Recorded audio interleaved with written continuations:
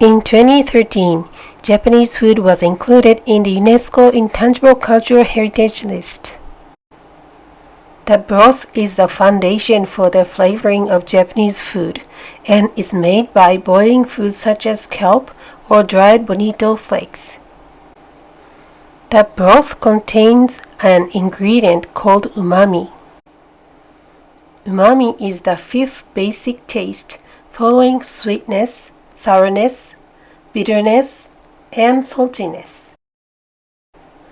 In 1908, Dr. Kikunae Ikeda, back then Tokyo Imperial University, discovered that the kelp broth soaked in boiled bean curd must have a taste other than sweet, sour, salty, and bitter. The concept of umami was born from an anecdote about the discovery of umami and its successful extraction. Umami ingredients extracted from meat, vegetables, mushrooms, and seaweeds contain amino acids, nucleic acids, and nutrients and impart aroma. In Japanese cuisine, the broth full of umami is the foundation of flavor. There are various types of broth including dried bonito flakes, kelp, dried sardines, shiitake mushrooms, vegetables, and fish bones. Japanese cuisine, which is based on eating rice with vegetable side dishes, has a history of the development of the culture of the broth, an extract of deliciousness through grain and fish sauce as the need arose to supplement vegetables with little umami flavor. In mountainous areas where kelp and dried bonito flakes were available, dried shiitake mushrooms, dried radish, freshwater fish, clams, locust, and dried meat were used for the broth. In addition to kelp and shiitake mushrooms, soybeans, bean sprouts, and dried tofu are also used for vegetarian cooking. Since making broth at home is time-consuming, food manufacturers sell pouches that can be easily boiled and instant broth in granulated, powdered, and liquid forms. Restaurants often use broth with a unique twist on ingredients and extraction methods, and restaurant chefs keep their recipes as secret. In Japanese cuisine, different types of broth are used for different purposes, such as first broth for soups, the second broth for seasoning. The following is a general guide to making a tasty broth. Bonito and kelp are aged to remove excess by letting them rest, mold, or ferment, so their deep flavor and aroma are already concentrated.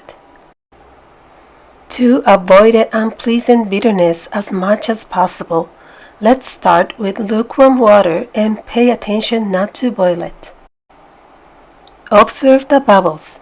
Small bubbles called mosquito eyes are 60 to 70 degrees Celsius, and larger bubbles are called crab eyes or should be around 80 degrees Celsius. It is very important not to boil kelp or bonito, as boiling will cause the fish to taste bitter and astringent. The dried bonito flakes will return to the broth in a few seconds, so the delicate flavor is created by repeatedly scooping out the scum as it comes out.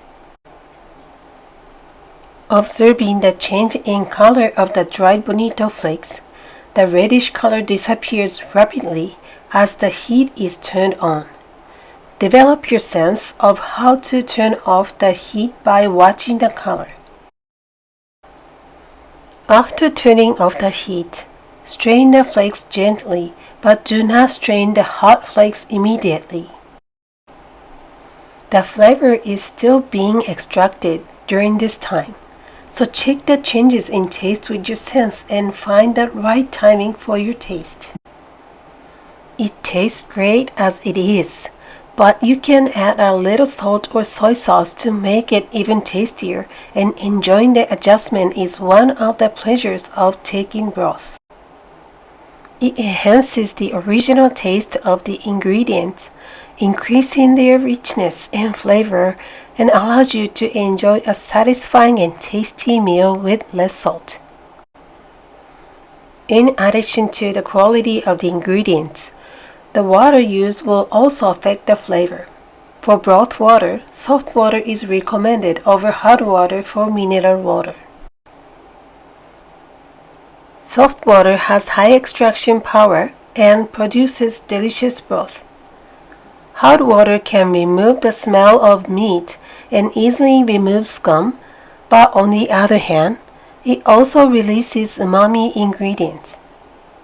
Also, weakly acidic water seems to extract flavors better than weakly alkaline water.